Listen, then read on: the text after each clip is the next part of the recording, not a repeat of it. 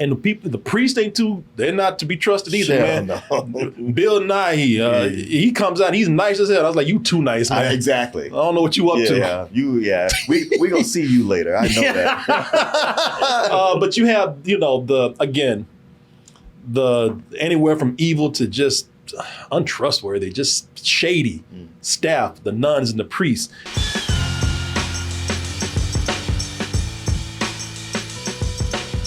I cannot, in good conscience, talk about Double Toasted Live in LA without showing that image right there. Double Toasted Live in LA. That's from the Art of Mas. He did that art right there. Some of y'all be getting that on a t-shirt, but I'll let you know about that in a little bit. But that show will be April 27th, 8 p.m. at the El Porto Theater for a night of comedy, games, and that after party.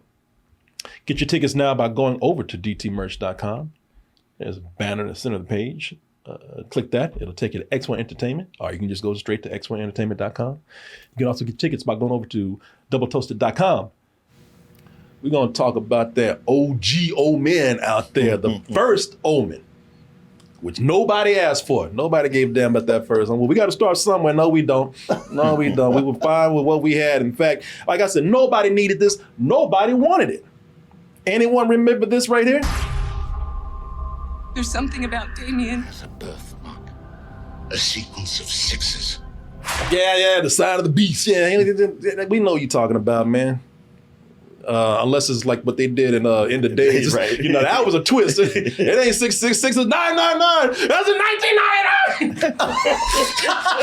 1999. Go look at that movie. That's the thing. But hey, that right here is The Omen, 2006. People like, they had an Omen in 2006. Hey, I saw this movie and forgot it even existed. Why? Because nobody asked for it, wasn't all that great, not very memorable. And The Omen, the original 1976 movie, let's not forget that they had a lot of weird spinoffs. And anybody see the third one out there? Because the third one, when your boy from Jurassic Park, Sam Neill, he played an adult Damien. He finally was on his way to becoming like president or something, and satanic ruler of the world. And that's the one where it has one of the funniest scenes. This is why I don't think this movie is any good, because they got a crazy scene in there where he killed this dude with a pack of dogs. But I want you to see how these dogs are acting while they're killing this dude. Yeah, no, it's crazy, man. It's horrifying, man. I want you to see how you kill this man.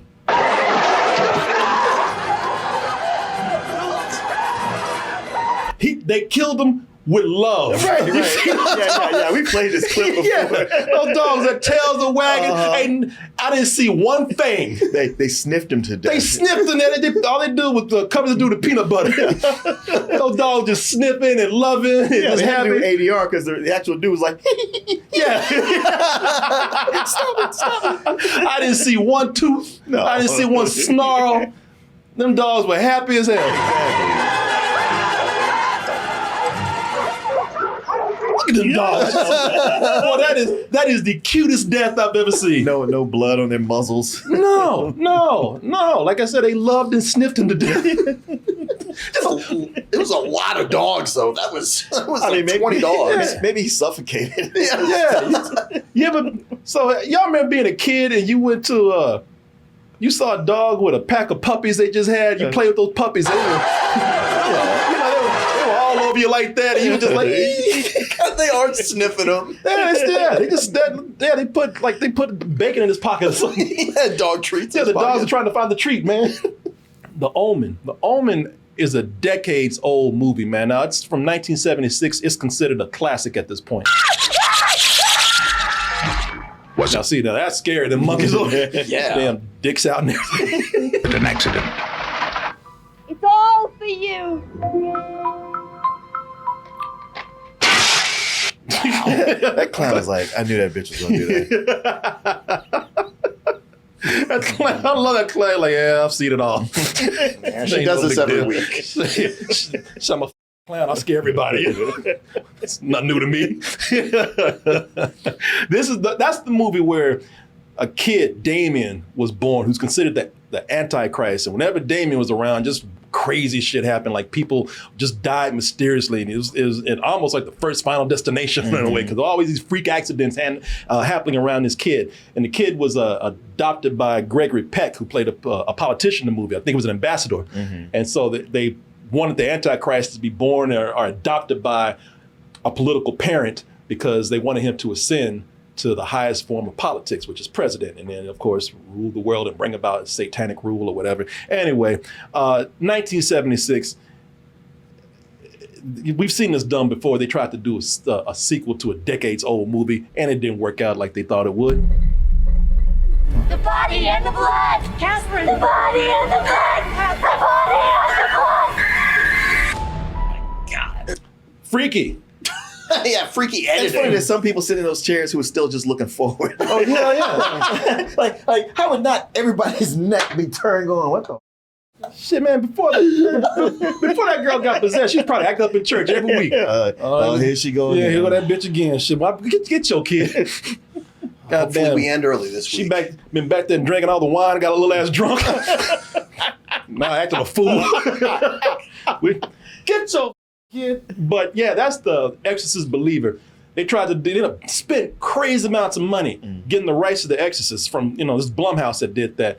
And this did not work out like they thought. In fact, it kind of flopped at the box office. Did it? I thought it did well. I don't think it made as much money as they wanted to. Okay, not to justify the amount of money that they spent on it. Okay. And it was a critical failure. That for sure. Yeah. It was panned. Yeah. No. So it really didn't, but as much money they spent on it, it didn't pay off. Yeah.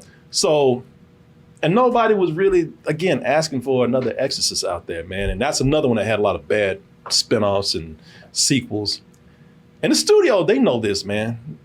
As far as the Exorcist goes, they're like, yeah, we know nobody's asking for this, but we just don't feel like making new shit today. Okay, can y'all get that right? People love a brand. Yeah, we already got this. Why we got to make something new? The Omen is still a name that people recognize. People still scared to name their kids Damien today. It's even though people easing up on that. Yeah, they've eased up. But I was explaining to one of the younger critics about the whole history of the Omen and how nobody named their kid Damien for 20 or 30 years. Oh hell no! We had a dude down the street. Seriously, I grew up with a kid named Damien. He was a. I got a scar right here on my. Oh damn! On my. Yeah, he bit me. Oh wow! Yeah, he was younger than me, and he bit me, man. I have a scar that never went away, and so I can tell people I got the mark of the beast right here. Right. I got bit by Damien. Yeah. Yeah, people like, shit, you got bit by the Antichrist. Well, yeah, he acted like it. Yeah, and I think he lived up to his name. Well, that was the thing. Yeah, the girl, woman, she asked me. She's like, so I guess it was hard on kids named Damien at the time. I was like, you goddamn right. Yeah, it was. Yeah, nobody wanted to play with that fool. And then he had lost his mind one day and just started acting like a damn crazy demon. But people like, so yeah, the studio, like, hey, we ain't making no new shit. Look, you better pick up that Omen and dust that off. That's still good. Now I'm gonna tell you what we're gonna do. Go ahead. Bring that Omen over here. We're going to put something to make it kind of fresh. We're going to put some nuns in there because nuns, people, that's the new thing right now, right? People are still freaked out by nuns. Get one of them pregnant with a demon baby. Put that shit in the microwave, heat it up. That's some good eating right there. We good again. We good. Sprinkle a little seasoning, some slap your mama on it. Yeah, exactly. We still good. Or is it? Let's go ahead and take a look, because listen, I'm as tired of these remakes as anybody else out there, especially with horror remakes. It's seldom they do a remake where it's any good, or at least as good as the original. Let's go ahead and take a look at this trailer for the First Omen. I always get it mixed up. I've been seeing the last Exorcist and the last Omen for the last few days. The First Omen, and all of us saw it. Yeah. So all of us will be back. Let me make sure my sound is up over here. Yes, it is. And all of us will be back with our review. There's this girl. Bad things will start to happen around her. Evil things. It's all for you. No, don't. So as you can see, they're even repeating some things from the first movie. That's another thing. They recreate scenes even when it's not a reboot or a remake. It can be a prequel, and they still finding ways to shove in the old movie. Yeah, into the new one. this demon that has certain tricks it likes to redo. Yes, he does. Like, yes, I'm going to go with number 5. Today. Yeah. It's not real. It's not real. It's not real. It's not real. It's not real. It's not real. Who said that? Let's go ahead and tell you a little bit about this movie right here. So let me see. There she is. There. Look at old fresh-faced Margaret right here. Yeah. Margaret she just came from. She's about to get her vows or say her vows in Rome. Mm-hmm. You know, the motherland for, Right. for nuns out there, Yeah, for Catholic Catholics. nuns. Yeah, so she's about to go get her vows over there, and she's from she's in Rome, but she's from I think Minnesota or Yeah. something like that. Yeah. So those sinister ass nuns about to take advantage of her country. I know. she looks stupid right now. Golly, this is Rome. I've never seen the cathedral like this. Y'all got pizza here, don't you? Yeah, so you know they're about to give her as a demon baby or something. Because that's the thing. She's there because this is 1971. And hippies, them damn hippies have gone crazy and turned up the cities. And the reason why, because they got no faith. They don't just believe in God like they should. They don't treat Jesus with the respect that he deserves. And so she is there to kind of appeal to the youth out there that don't believe in the faith. You know, like I said, these nuns, they have bigger plans for her.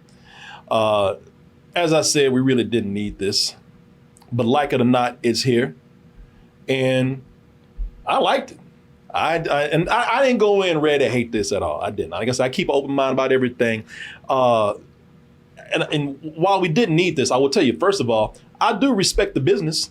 Okay, so yeah, it's pretty much, they say a prequel, but they just cashing in. Might as well be a remake. But it's smart.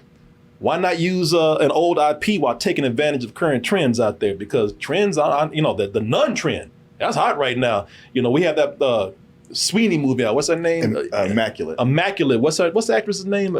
Sydney Sweeney. Yeah, we got in that movie's gained a little traction because she's in it. And of course, Blumhouse has always put, the nun out there. Nun, and they have a whole series about a killer nun out there. So, all right, you know what? I respect that. And, it could have been a business move that was very lazy.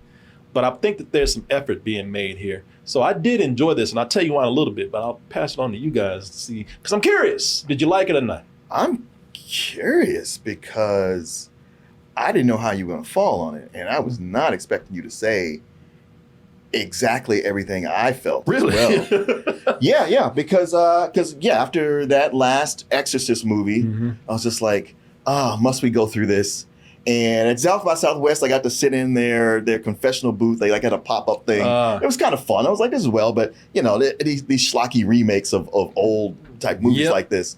But then watching, I was like, you know what? They're actually making a movie here. It's not just a throw together cash grab, trade off the IP.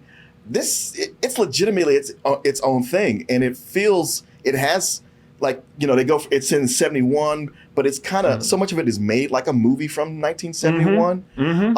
But I was experiencing major deja vu, and I was like, I just saw this movie, and it was Immaculate. Yeah. And if you read the descriptions for both, they almost match up like this. That's what I heard. Yeah. I was just like, man, this is an Immaculate, and this I did, but I think the difference is this had more money behind it. 30 million. Yeah, and it's got more depth in the story and the character. And Immaculate is fine. It's a good 11 p.m. midnight movie. Yeah. And this is more of a 9 p.m. movie. Yeah, that's a great way of putting that. And I know it's got some jump scares that I found actually effective, and some creepy stuff going on. But I was like, you know what? This is pulling me along in a way that I didn't expect. And I was like, I got a lot of respect for this movie.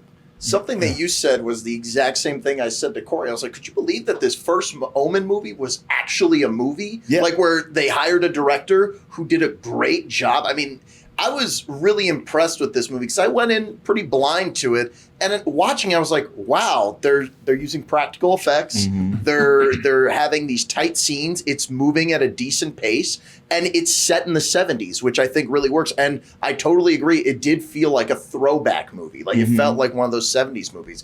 I was more impressed than not with this. Yeah. So I think we're all gonna be on the same page with it. Yeah, I'm totally sitting there going like, I know I'm gonna have to fight these dudes, and I don't want to fight. You ain't gonna get no fight out of me. I don't mean to fight, but just to get my opinion out. And No, I would have respected your opinion. You know, Yeah. I'm not. Lately, when have I ever got on you about You disagreeing? haven't. You No, I would. In fact, if you disagree, it makes for an interesting conversation. So, so shut up, Mark. I might start some shit with you. You know what? I don't even fucking like this movie no more, man. Since you talk about it, let's bring it back to this shit. I hate these remakes, man. I'm tired of this. I'm tired of it. No, listen. On the surface, and I think these guys kind of mentioned it, there's really nothing new, because on the surface, it's mostly what we see in movies with nuns. So you always got these nuns in these movies, man. They're old, cranky, and mean. They smoking all the time, mad because they ain't getting no good penis. You know, Which they call them out for, right? No, they do. They have a whole discussion where they just admit it, like, damn, old man. And they smoke it while they talking and everything. They just mad. And by the way, I admit my prejudices, okay? I don't like nuns anyway. Sure. Well, these movies, this and Immaculate, they don't help. And it's funny because in both movies, the nuns start out pretty nice. yeah, man, they always start out nice. Yeah, and there's a point where shit starts turning, and you're like, oh shit. No. I should have not trusted you from the beginning. No, I don't trust these. That's a true prejudice of mine. I don't trust these penguins at all, man, because I ain't seen a movie. I don't even trust Mother Teresa. You ask me. I see these movies where either they're evil or they're nice, and you know that there's you up to something. Yeah. Or they just flat out just mean. It doesn't even have to be a horror movie. It could be. I saw I saw based on a true story about these nuns that were just torturing girls at this school. Yeah, I mean, this is supposed to be a comedy, but this is real. Ow! Christ, Jake, take it easy, man. Ow, shit. Jesus Christ! And she's being gentle. That's the Blues Brothers. The Blues Brothers, John Belushi and Dan Aykroyd, they were raised in a Catholic orphanage or something. That nun beat the shit out of them, even as grown men. Uh-huh. So yeah, man, I don't trust no nuns. So this is already effective on me. And the priests they're not to be trusted either, man. No. Bill Nighy, he comes out, he's nice as hell. I was like, you too nice, man. Exactly. I don't know what you up to. Yeah. We gonna see you later. I know that. But you have, the anywhere from evil to just untrustworthy, just shady staff, the nuns and the priests. But then you also got that sexy nun. The one that said, I don't give a damn what y'all say. I'm gonna go out and get some dick tonight. So it's like they had that nun in there. She's so horny. She comes in and she tries to disguise herself with a robe, but she takes that robe off. She got on fishnets and leather, and can't wait to corrupt the fresh new person up in there. Can you stand? You're a beautiful girl, Margarita. And you have to understand that about yourself. See, that's another thing. The movie distracts you. They take a long time to get into some horror. It opens up with that, and they distract you by make you think these girls gonna make out and got them all sexy and everything. And the beautiful girl, that is Nell Tiger Free. Yeah. I don't know if she's part Native American with that kind of name, but that's Maria Caballero as the sexy nun that's out to corrupt people. They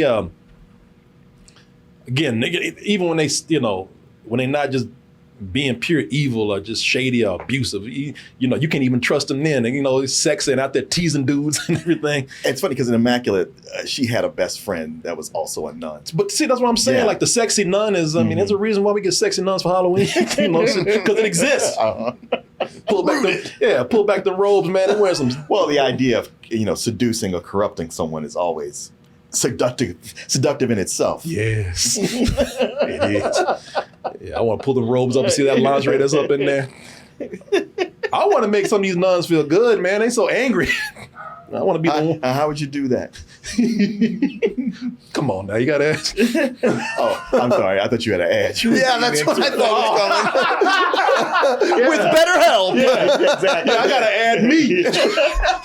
Get some of Corey Coleman today. At kcoolman.com. I like to be. How would you do that? I can't blame you for trying to be one step ahead I of was me. thinking, okay, better help or diet smoke. One of the two. I can't give him nothing but this good loving from me. While getting high. Exactly. And talking to the shrink afterwards. Another thing that goes on with these nuns in these movies, man, they they're always abusing somebody, man. They're always abusing they always pick on one kid. There's always one kid out there that they just gotta lock up in a room by herself and claim that she's evil. And that was this girl right here. Misunderstood doing drawings and stuff. Exactly. Oh, yeah. And what you doing being all creative and shit. Carlita playing Nicole Soares, man. Yeah. So, in this movie, we have all the usuals, man. But I will say, like you guys were talking about, the thing that really stands out with this and where the effort is being made is that there's great direction in this. Mm-hmm. Yeah. And it makes good use of the period. Like I said, this is a 1971 Rome right here. And I tell you, the city's being run over by hippies out there. And they really do pay proper homage to the First Omen. It might not be, again, set in the same areas. It might not be repeating certain scenes except maybe one or two, but it feels like a film from the 70s. Mm-hmm. Absolutely. It feels like 70s filmmaking. The music that they use, they use some of the score from Richard Donner's movie. Uh-huh. That's the original, but they kind of change it around. But they just use some other music from the 70s that's not horror related, and it works out very well. And I'm gonna tell you, man, they really did effectively film this like a period from the 70s, because young people come out the theater, and there was a girl behind me, and she was talking to her boyfriend, a friend or whatever. She was like, "Oh my God, this really did feel like a movie that was thrown back to the era it was made. It felt like a 90s film." Don't be an asshole. 70s, 90s. It's like the same thing. Yeah, I mean, but the point is that it was in the 90s, they were kind of doing a 70s retro thing. okay. So there you go. And no one had cell phones, Corey. There you go. There you go. That's what threw off. No one was sending messages or taking selfies. It was crazy. No, I mean, that just goes to show that it was effective. Yeah. And the thing that really works for this is that the movie is just freaky. Yeah. Oh, yeah. It's a lot of creeping, disturbing images in this. There's jump scares. Thankfully, not that many. No, I think there were like 3. I counted a half dozen or so. Yeah. Some were better than others. Some of them were typical like Blumhouse, like, "Wah!" It's like never shows up again. Some of it was like someone hitting like something near the camera on exactly. screen, which is cool. Yeah, so I mean, thankfully there's not that many. Some deaths you see coming clearly. Like, oh, okay, this is way too set up right here. One of those, actually, the whole audience laughed after one of the deaths happened. Really? Y'all probably know what it is. Yeah, I can imagine. Because the image, I didn't laugh though, but the whole audience laughed at this one part. It has to do with a car crash, a death. And the audience, they were with it, but everybody laughed at that part. And also, there's the Omen effect. What would an Omen movie be without some evil around there that's making people? You'll be having lunch with somebody, and somebody say, "Excuse me, I just want to jump off this building real quick. I'll be right back." No, go ahead and keep eating. I'll be right back. It ain't gonna take long. Yeah, people killing themselves are having, these freak accidents. So, again, we've seen those things before, but I tell you, the scares work best when they're just weird images. Mm-hmm. When there's no overplayed lead in, there's no predictable setup. Man, they had one I guess could count as a jump scare. But the cool thing with it is that they didn't, it wasn't a big setup. But boy, I'm gonna come down there. I'm gonna Damien your hey. Excuse me real quick. I gotta do something. I gotta do an Omen effect real quick. You gonna look out the window right and see Bojo's body fall. He's gonna set on fire. Hot dog. I feel like that woman, she's like, yeah, anybody can hang themselves. I'm gonna set myself on fire first. I top that shit. Yeah, I ain't like that bitch from the last movie. and it was all practical too. I was looking for that shit. Oh, yeah. And it's an impressive effect. Oh yeah, yeah. Nah, there was one scene in here though, and I guess it could count as a jump scare, but why it worked is because they didn't do a big setup for it. It wasn't predictable. There was a little bit of dread that and you knew something was going to happen. I'm surprised they even gave me the clip. It might be a little bit of a spoiler, but they gave it to me. I think it's a really great setup for one of the best scares in the movie, and I'll let the scene speak for itself right here.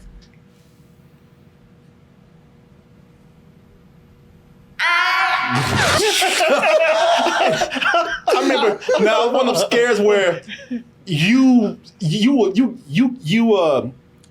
were scared so bad that you don't even move because that nun came out. I remember sitting myself like, God damn it, don't do that. Really, I saw that one coming a mile away, but I appreciated it because it was clearly done with a practical way. Like they clearly had a cut there, but it was nice. Yeah, no, it's. I guess I was between both of you because I was like, I saw it coming, but it still got me. Well, that's what I'm saying. It's yeah. There was no. When I say it's no big setup, there was no big music. Mm-hmm. It wasn't somebody where they do that thing where they're looking in the doorway. And a hand's gonna come right here. It was.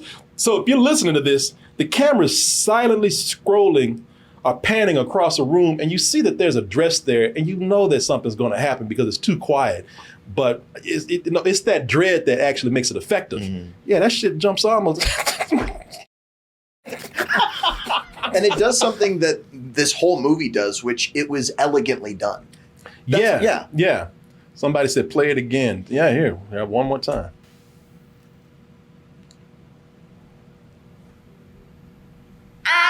He said, shit, I still don't like that shit.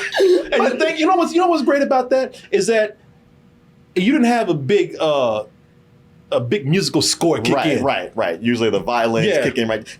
Yeah. And she didn't jump at all. She just turned around and said, ah. That noise is great. You should make that a sub alert during Halloween. Every time. Hey. Yeah. Somebody says, is that Palpatine? Shit, Palpatine be scared too. Yeah, that shit freaked me out, man. Also, they have this scene in here. I'm not going to tell you what it is, man. It's best you see it. It's just, it's a scene that involves nudity that we usually are not going to see in a movie unless it's NC-17, and they use it to great effect in here. I'm surprised they got away with it with an R rating. With just an R rating. Were so close to getting NC-17. I bet. Yeah, the board was pushing for it, but they cut just enough, a little something. Yeah. Yeah, they play hide the sausage a little bit, but at one point they show you that sausage already. Yeah, that's I guess I'm not gonna tell you what the scene is, but you know what I'm talking about. And I was like, I know they're not gonna show. Oh shit, they did, and it's one of the freakiest images in the movie. Mm-hmm. It stuck with me. I can't forget it. Let me just say, next time I have sex, I'm gonna be looking real close. What's up in there? Yeah, man. Man, speaking of freaky, I love this man's voice. Ralph Ineson's. Oh yeah, Ralph Ineson. I love his voice, man. He was Black Peter got his ass from the Black Phillip. Black Phillip. I'm sorry, Black Phillip got Black Peter's someone else. Yeah, I hate Black Peter. That's a different thing. I ain't too fond of Black Phillip either. I like Black Phillip. Don't sleep on Black Phillip. Do not turn around and stick your ass out with Black Phillip. But get the horns. Yeah, man, get a horn up your ass. But this guy has a great voice. My name is Father Brennan. I apologize for startling. You just burp in my face. No, he's great, man. He's great. Was he in Game of Thrones also? Yeah. Yeah, and he was on the British Office. He was. Mm-hmm. He was also that general that was just in that movie, The Creator. The Creator, yeah. I would say all the performances were pretty good. Some of the dialogue was like not that special, but no one stood out as like, all right, you're not doing your job. Everyone like brought it. I really enjoyed this, man. I really did. I guess between, the period piece filmmaking that happened here and the dread of what crazy image that we'll see next. And that's the thing with these satanic movies. You don't have to depend on loud music and jump scares. I noticed some of the most effective You don't, satanic because movies. so many of them do. I know, and you don't have to do that. Just create crazy satanic and freaky images, and that will freak people the hell out, man. Yeah. And just smart editing. Like in the trailer, that scene where she's screaming in the middle of the street around the protest, that was one of my favorite parts in the movie. yeah. It really gave you insight into the character. Yeah, man. Yeah, you know, they create a lot of scares here with dread. Oh, Jesus. Gave her the claw. It delivers on the creep factor here. Even though at the end, I would just say one of my biggest complaints is that at the end that they forced that connection to the original. Yeah, I know, because I wasn't even thinking about the original. They go like, Yeah. well, just so you remember where this came from and what we're leading into, you're like, all right, I guess that was part of the obligation. Yep. You had to do that. Yeah. I've never seen the original, but by the end, I was like, oh, yeah. They do not let you forget. The movie ends, and they're like, actually, hold on, sit down. Yeah. Before the credits even roll. Yeah, they could have just left and they didn't have to do any of that. That was a big complaint. On the other hand, it did make me go, oh, yeah, that makes me kind of want to watch the original. Yeah. My screening, and they were not connected. They were not related to each other. My screening was 90% Latinos up in there. And I know a lot of Latinos are Catholic. Hell yeah, they are. But I mean, they showed up in droves at night. Boy. Yeah, and big shout out to the Alamo Draft House and any theater like it. One of them tried to come in there and they had a demon with them. They had a little kid. And that little kid even looked possessed. She was already restless. And I was like, I know you ain't bringing that demon up in here. And they said, you cannot bring that child up in here. They said, we have a big policy about not bringing kids in here. Yeah. And they tried to argue and they have to do it in front, like, don't even. And people turned around and they left. Yeah, they were not allowed to bring any kids into the movie. So, hey, just, again, thank you for sticking with that policy. That's good. I can tell you that kid didn't need to be in this movie anyway. Yeah. The kid would have left.